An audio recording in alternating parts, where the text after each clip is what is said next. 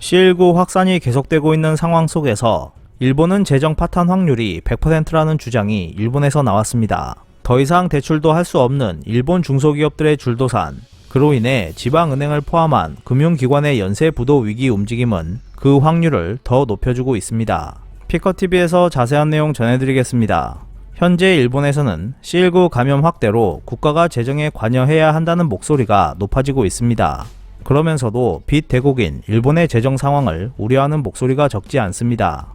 C19 상황이 길어지는 가운데 유럽에서는 유럽권 각국이 대규모 경제 대책으로 고액의 국채를 발행하고 있습니다. 그래서 유럽 중앙은행이나 각국의 중앙은행이 보유하는 국채 약 3조 유로의 탕감을 요구하는 움직임이 나오고 있습니다. 발단은 21세기 자본의 저자 토마 피케티 등 유럽의 경제학자 약 150명이 공동으로 덕정론을 요구하는 의견서를 발표한 것 때문이었습니다. 덕정론은 이미 체결되어 있는 계약에 대해 무조건 혹은 조건부로 계약 관계를 계속 혹은 파기하는 법령을 말합니다. 이것에 대해 크리스틴 라가르드 ECB 총재는 그것은 내가 전혀 생각할 수 없는 일이다. 지금은 채무 탕감 질문을 하기에 적절한 시기가 아니며 우리는 경제 유지에 집중하고 있다라고 부정적인 시각을 나타냈습니다. 하지만 사실 거액 채무의 문제는 유럽 각국과는 비교가 되지 않을 정도로 일본이 더 심각합니다. 국채 등의 잔고를 합계한 일본의 나라빚은 2020년도 말에 1216조 4634억엔에 이르러 국내 총생산 대비 230%를 넘고 있습니다. 패전 직전엔 약 200%였지만 지금은 그것을 웃도는 비정상적인 상태가 되어 있습니다.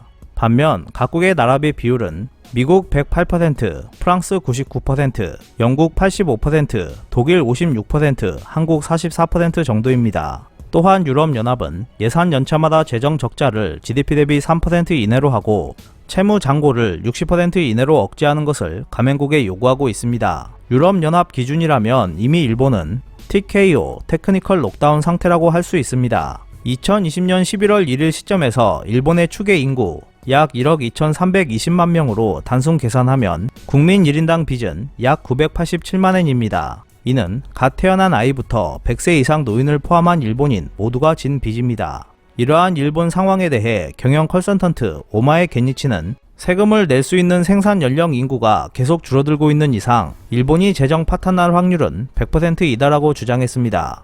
또한 그는 지금의 일본은 말하자면 벌거벗은 임금님과 같은 것으로 벌써 나라의 재정은 파탄난 상태이므로 언제 국채가 폭락해 채무 불이행 상태가 되어도 이상하지 않다며 단지 그것은 1년 후일지도 모르고 10년 후일지도 모른다고 이야기했습니다. 일본은 일본은행이 2차원 금융 완화를 8년 이상 계속해 재무성 국립인쇄국이 지폐를 찍어내 대량 발행하는 국채의 소화 자금을 민간 금융기관에 제공했습니다.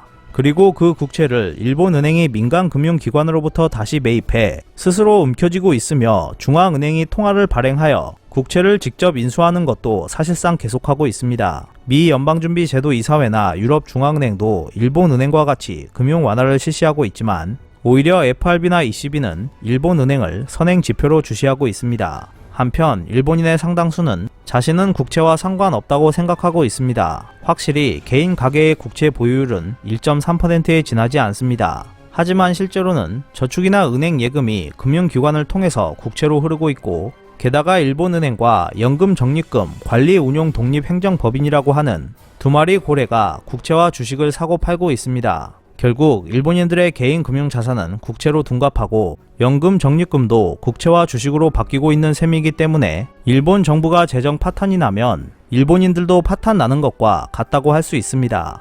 또한 일본에는 삼성, 구글, 아마존, 애플 등과 같은 IT 기업도 없고 전 세계에서 잇따라 탄생하고 있는 데카콘, 유니콘 기업 같은 신생 벤처 기업도 전혀 나오지 않고 있기 때문에 일본은 이러한 거액의 정부 채무를 갚을 수 없을 것입니다. 갚을 수 있는 방법을 하나 예로 들자면 물가 상승이 통제를 벗어나는 하이퍼 인플레이션 상황을 만들게 되면 물가가 상승한 만큼 세금도 증가할 것이기 때문에 쉽게 나라빚을 갚을 수 있을 것입니다. 그 단계라면 일본은 이미 망했다고 확신해도 될 것입니다. 일본에서는 이자가 붙는 예적금 같은 경우 원금 1000만엔까지 보호되지만 주식이나 투자 신탁, 채권 등은 나라가 파산하면 국채와 마찬가지로 휴지와 같아집니다. 그래서 일본의 일부 부유층들은 엔화보다 부동산이나 금, 달러 등을 매입하고 있습니다. 일각에서 그래도 일본은 괜찮다는 주장을 하고 있을지 모르지만 일본의 현실은 정말로 심각합니다. C19가 확산된 지 1년이 지나면서 일본 지방은행 등 금융기관에는 상당 건수가 급격히 늘고 있습니다. 위기에 놓인 일본 중소기업들이 돈을 더 빌리기 위해서입니다. C19 전부터 실적이 어려웠던 기업들도 C19 관련 실질 무이자 무담보 대출과 지속화 급부금, 고용조정 조성금 등의 지원으로 버텨왔습니다. C19 사태 초기 일본의 금융기관은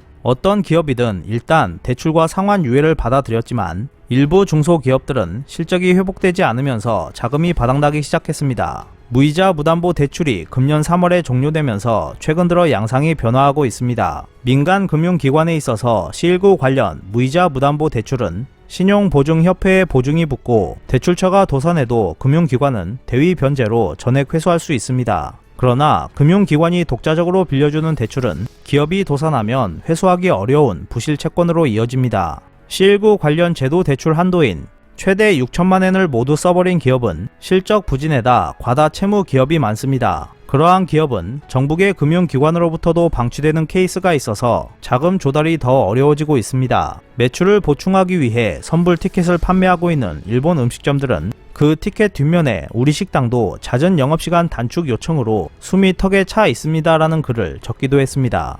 또한 건설업계 관계자는 공사 안건 정보는 있어도 재고나 안건 자체가 없어지는 케이스도 있다. 조달한 자금은 시간과 함께 사라졌다라고 이야기하고 있습니다. 일본은행의 대출처별 대출금에 따르면 은행의 금년 3월 말의 중소기업 대출은 381조 2,557억엔으로 전년 대비 4.5% 증가했습니다. 업종별로 보면 제조업이 전년 대비 4.8%, 건설업 16.6% 증가, 도매업 4%, 소매업 14.7% 증가, 숙박업 18.9%, 요식업 36.4%, 의료복지업은 7.3% 증가했습니다. 역시 비상사태 선언으로 휴업이나 시간 단축 영업, 주류 제공 자제 등을 요청받은 요식업의 증가율이 높았습니다. 도쿄상공 리서치 조사에 따르면 금년 5월 일본 기업 도산 건수는 11개월 만에 전년 동월을 웃돌았습니다. C19 관련 도산은 올해 들어 매달 100건 이상씩 발생하며 증가세가 더욱 뚜렷해지고 있습니다.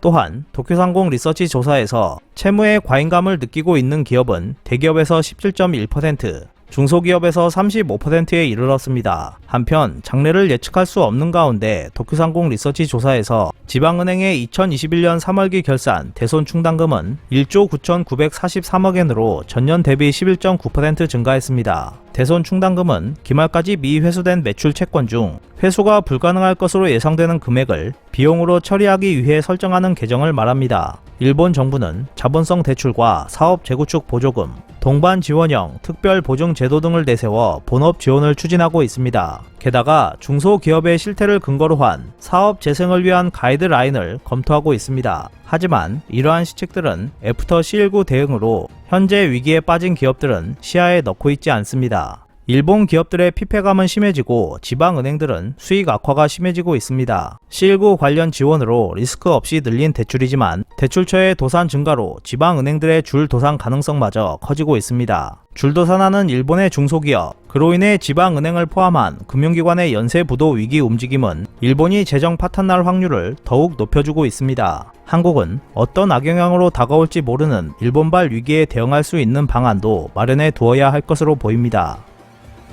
오늘 준비한 소식은 여기까지입니다. 끝까지 시청해주셔서 감사합니다. 여러분의 좋아요와 구독은 영상 제작에 큰 힘이 됩니다. 앞으로도 피커TV에 많은 관심 부탁드리겠습니다. 오늘도 즐겁고 멋진 하루 보내세요. 다음 영상에서 뵙겠습니다.